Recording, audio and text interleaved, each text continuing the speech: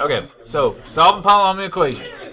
And again, all we're going to do is basically take the exact same thing we did on Friday where we're factoring, and then we're going to take those things and then solve it. So it's basically a review of what we did on Friday. So if you weren't here on Friday, we'll kind of review what we did.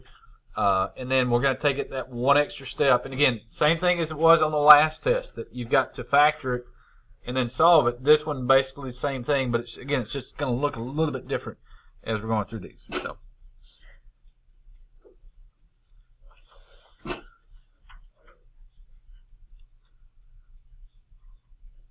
Okay, and they all should pretty much say the same directions. We're going to solve all these, and it's all going to say solve by factoring. So it's kind of the same thing here.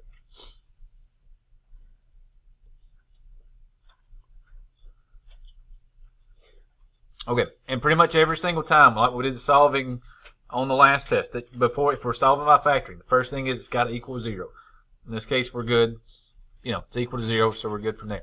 Still going through your same rules that we had for solving. It's only got, if it's equal to 0, you're looking at the left-hand side. It's got 2 terms. So first thing you always do is you're looking for a greatest common factor. In that case, they both have an x, so we're going to take an x out.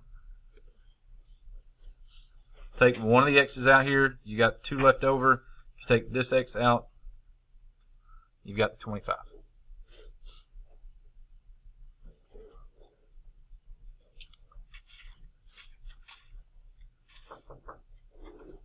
Okay. And then we said from that one is that once you take out the greatest common factor, you can kind of ignore the greatest common factor for just a minute. You can kind of cover that for just a second. Now you're working with what's on the inside. You've got 2 terms again, but now you've got the difference of 2 perfect squares. So this one, if you factor it, that should just be x plus 5 and x minus 5. And that x that was out front, that was hanging out there, we're just going to leave it there.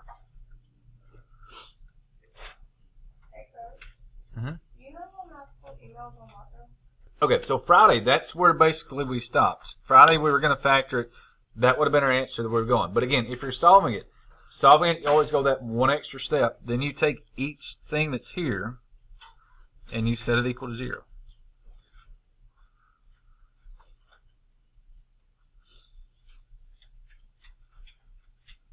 Okay, so this one's already got x equals 0, so that one's good. This one, we just need to subtract 5 from both sides. That will give us x equals negative 5. This one, we're going to add 5 to both sides to get x by itself.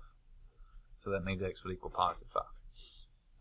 Okay, and Math Excel, or probably pretty any test that we're doing for these, if you're going for the answers on this one, it should just give all those answers together. So it should be 0, 5, and then negative 5.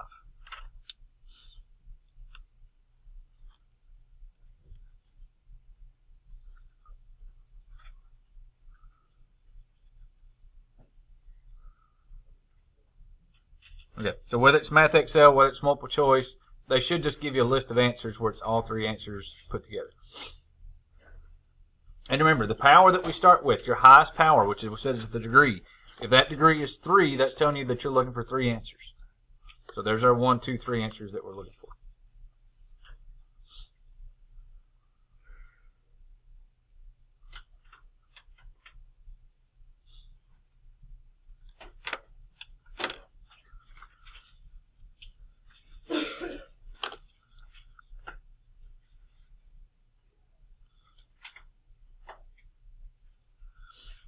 All right, everybody good with that one so far?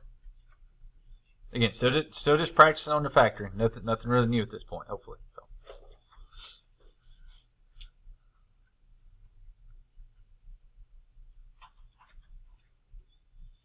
So.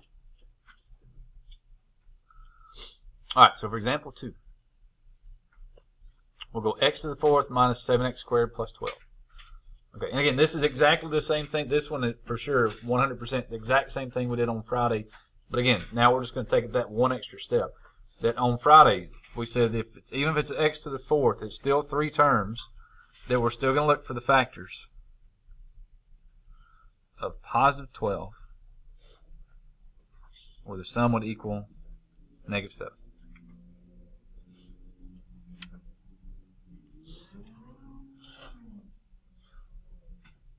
Okay, start off with 1 and 12. And again, the biggest thing we're going to do is we're going to make sure we get the signs in the right place. B term is negative. That means the sign with the bigger number has to be negative. To figure out the other sign, you just divide a positive 12 by a negative 12. If you do that, that should be a negative 1. So every time we do this one, every sign's positive. So if we do 2 and 6, or 3 and 4, all these signs are going to be negative all the way across.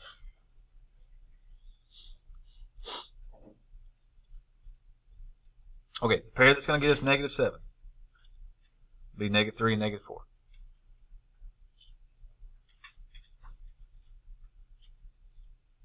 Okay, so then, okay, and here's the big difference. Here's what we did different on Friday. And when we were doing this one before on the last test, everything was always x squared. This one starts off with x to the 4th, so in the middle we're actually going to use this x squared term. So we're going to have x squared minus 3, and then x squared minus 4.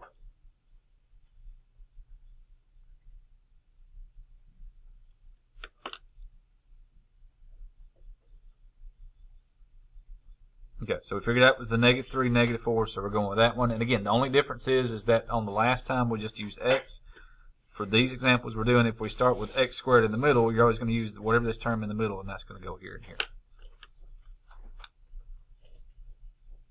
So your middle number kind of takes this thing with you every time when you go through those.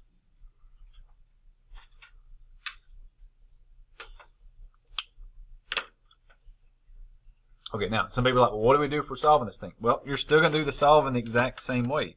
You're still going to do x squared minus 3 equals 0. And then x squared minus 4 equals 0.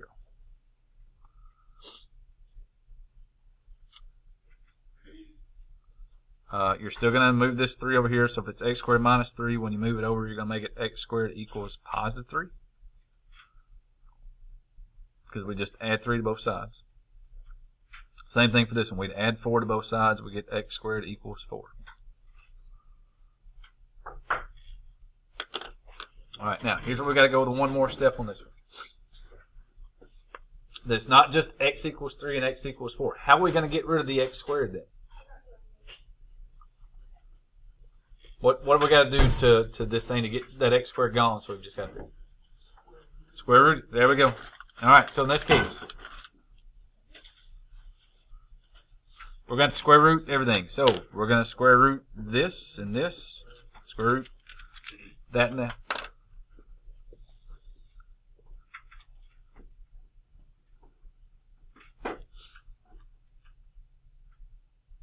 Okay, if you check square root of 3, square root of 3 is not a perfect number. There's no pairs you can get out of this one, so this answer is just going to be plus or minus square root of 3. Because again, it's x squared. We need 2 answers, so we'll do plus minus whatever that square root is. If you square root 4, that one is just 2. So we'll put a plus and minus 2 there.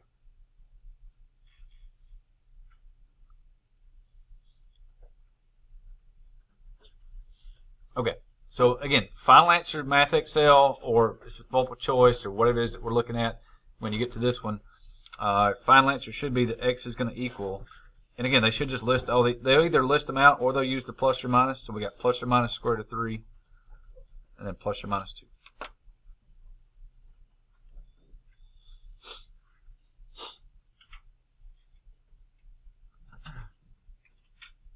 Okay, so even though we're solving it by factoring it, at the end of it, we did have to go back and do a little bit of square rooting on it because, again, we got down to where we had x squared equal something, so we had to take the square root of what was there.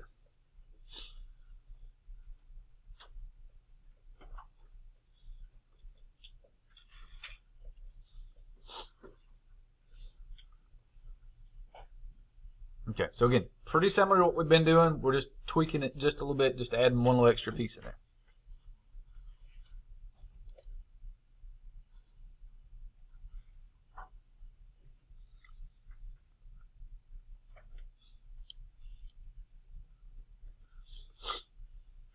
Alright, so let me give you another one. Kind of similar to this one, but this one just a little bit different. Kind of along the same line still. Everybody good there? Everybody still copying that one down?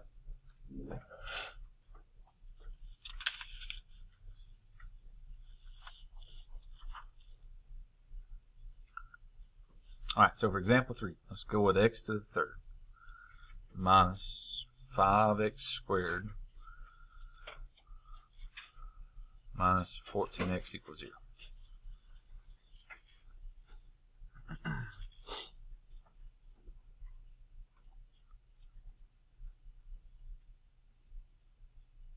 Okay, so same setup on the last one, just a little different because this one we still got 3 terms. But the difference on this one is that this one's not x to the 4th and x squared, it's x to the 3rd, x squared, and x. So hopefully the first thing you kind of notice on this one is, even though it's 3 terms in this case, they've all got an x. So before we do anything at all, let's take one of the x's out of one of these. Okay, so we take one x out here, we got x squared. Take one of these out, we've got 5x. If you take this x away, we've got just the negative 14.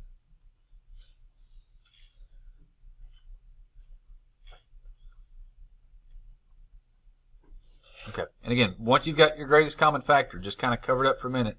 Now this part of it is just like everything else. But this is like what we did in the last test. Now we're looking for the factors of negative 14, where the sum would equal negative 5.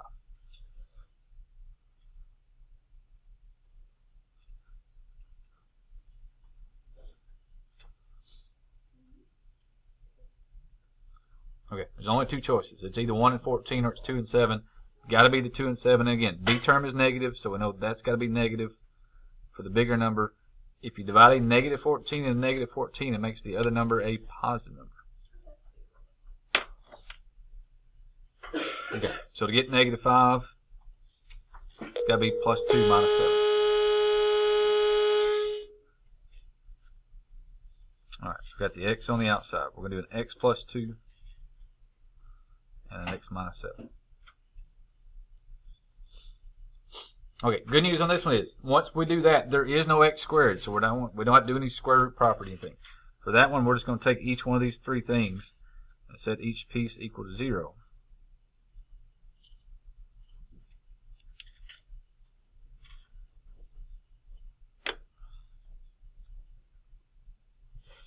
Okay, I already got x equals 0, so that one's good. For this one, when we do this, we're going to subtract 2 from both sides.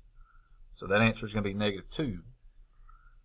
This one, we would add 7 to both sides. So that answer would be positive 7. Okay. Again, x to the 3rd, so we're looking for 3 answers. There's our 1, 2, 3 answers that we're looking for. Okay. Again, that's one little hint that you can get on these, and that's one of the things we talked about, is that as long as you know what the leading power is, what that degree is, you know how many answers you're looking for. If it's x to the 3rd, you know we're looking for 3 answers. This one was x to the 4th, so we're looking for 4 answers. There's 1, 2, 3, 4 when we do the positive and negative. Same on this one, x to the 3rd, 1, 2, 3 answers. So every time you're going through these, as soon as you kind of look at it, you know how many answers you're looking for as you go through each little problem and see what's happening there.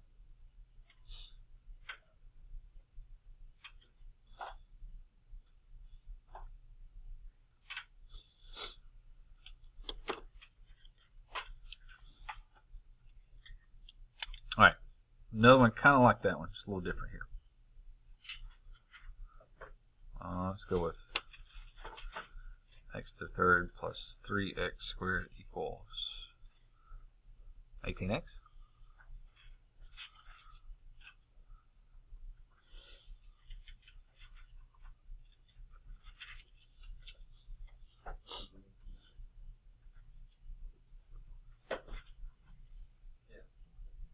Alright, first thing on this one is, it doesn't equal 0. So, got to get rid of the 18x. So we're going to subtract it away and move it to the other side.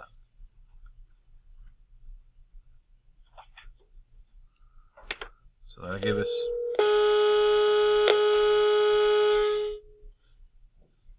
x to the 3rd plus 3x squared minus 18x equals 0.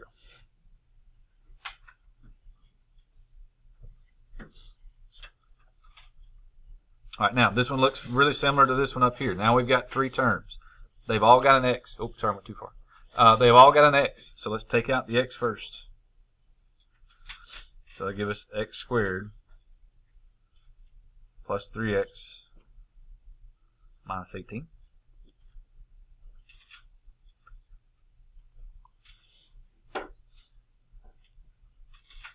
Okay, so on the inside, same thing. Factors of a negative 18, well, the sum would equal positive 3.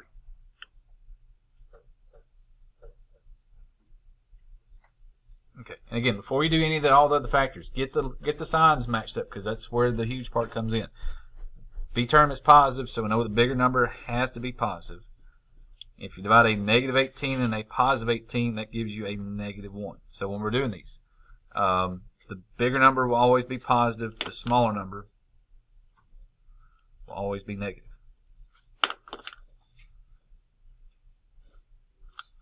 So if we do 1 and 18, 2 and 9 are 3 and 6. A pair that's going to give you positive 3 has got to be the 3 and the 6.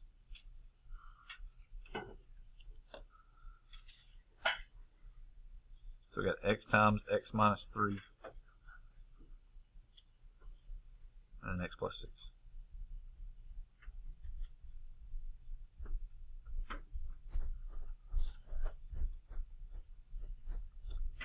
Okay, now here's the good news. Hopefully if you've gotten to this point, when you're factoring and solving, the only difference really between the factoring and the solving is that whatever signs you get here for factoring, you're going to get the same numbers, but you're going to change the signs. So first thing is we set this x equal to 0. We'll have that one. If you do x minus 3 equals 0, you're going to add 3 to both sides. So that solution is going to be positive 3. This one you would subtract 6 from both sides. So you'd have negative 6.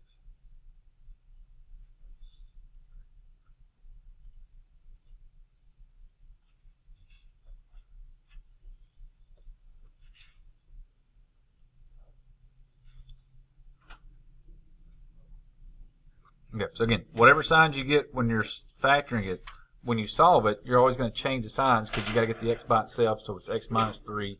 You just add 3 to both sides to get the number that you're looking for.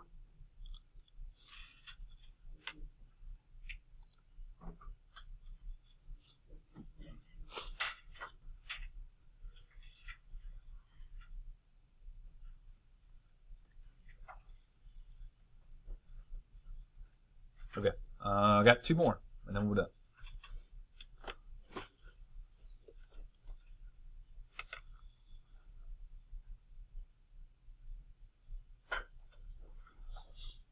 All right, before we move on. Everybody good? Anybody still need that one?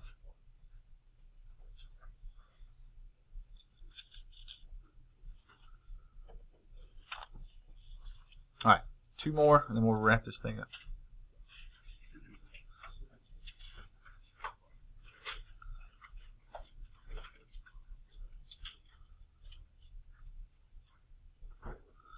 All right, so let's go x to the third minus x squared plus 5x equals 5.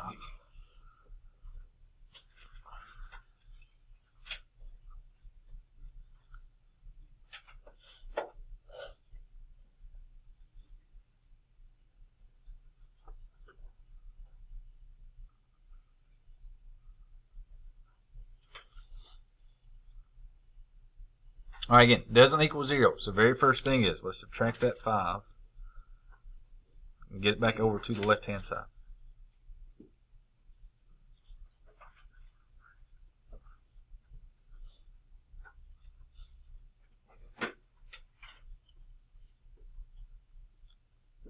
Okay, and then here's where this one's different than the other ones. Yes, it starts off with x to the third.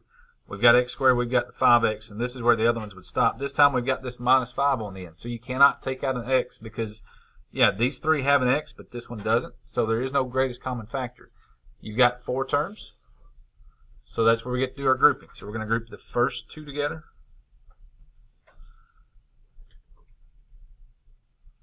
And we're going to group our last 2 together. And again, if you do that one, you always, now the plus sign was there, so we already kind of know it's there. But if there's not a plus sign in the middle, you just go ahead and put a plus that's there.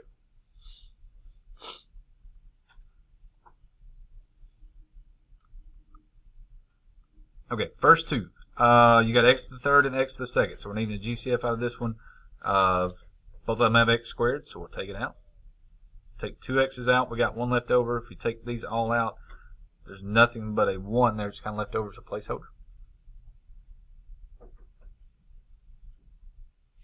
All right, 5x and negative 5, that one's pretty easy. You can definitely take a 5 out.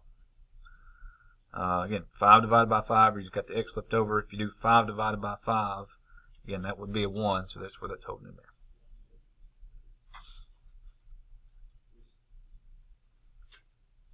All right, same thing in the parentheses, which is what we want, because that's that built-in check with 4 terms. As long as that parentheses is the same, you know the math is good. Everything's good to go. So all we're going to do then is we're going to put that x minus 1 for parentheses there, and then the 2 GCFs would go there.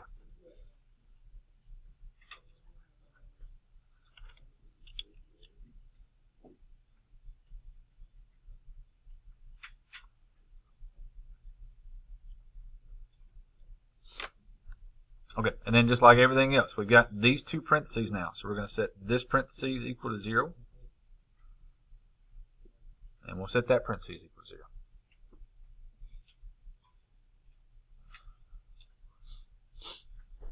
Okay, this one should be pretty straightforward. Add 1 to both sides, you get x equals 1. Subtract 5 from this side, you get x squared equals negative 5.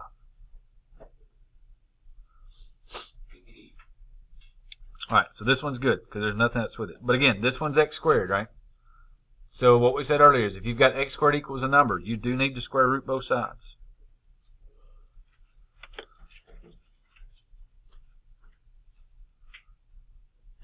Okay, if you check 5, you can't break it down. Nothing you can do. You can do 1 times 5, but you don't. It's not a perfect square root, so nothing's going to work with it. But if it's a negative number,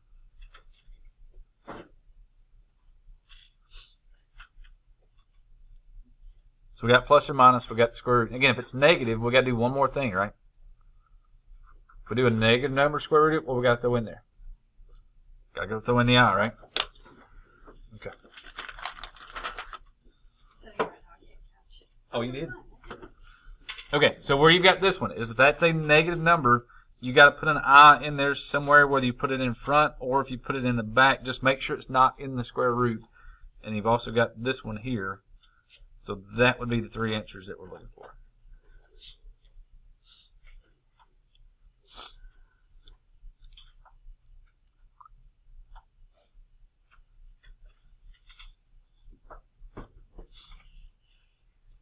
Okay, and that's the first one. We haven't had a negative square root that we've done in a while, so just want to throw that one in there. That again, if you square root it and it's a negative number, you still take the square root of the number. It's just if it's negative in here, you just got to put an I just to let you know that that thing was a negative when we started off with. And again, start off with x to the third, highest power. There's our 1, 2, 3 answers that we're looking for.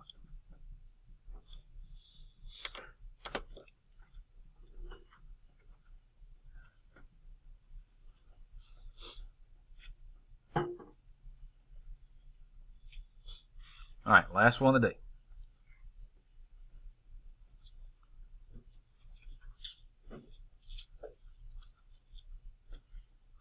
So x to the 4th plus x squared minus 20.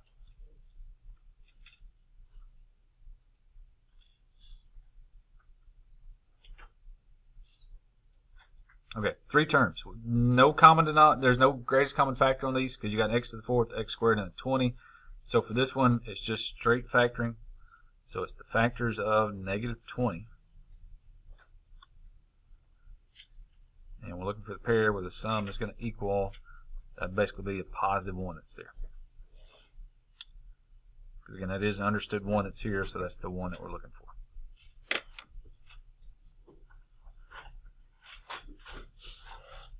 Okay, so with 1 and 20.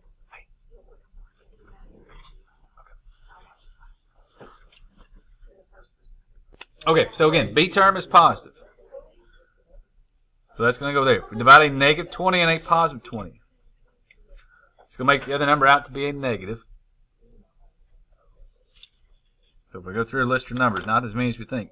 2 and 10, 4 and 5. Again, bigger numbers always positive, and again, that means small numbers always going to be negative. The pair that's going to get us to 1, well, that's going to be the 4 and the 5.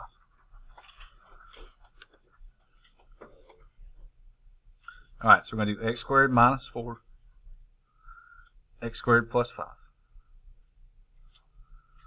And again, Friday, this is the big difference. Friday, that's where we were done. But solving it, you got to go that one extra step.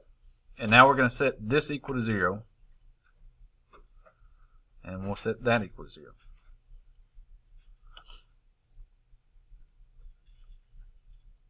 Okay, again, add the 4 over, we get x squared equals 4. Subtract the 5 over, we get x squared equals negative 5.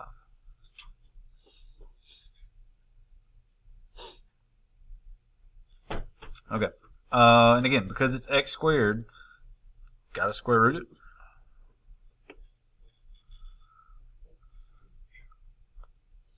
So then after we square root it, again, we can take the square root of 4, which is 2. And if we square root negative 5, again, 5 won't break down. So it's still just square root of 5. But again, because it's a negative 5, we need to put an I on the outside, and we'll go plus or minus there.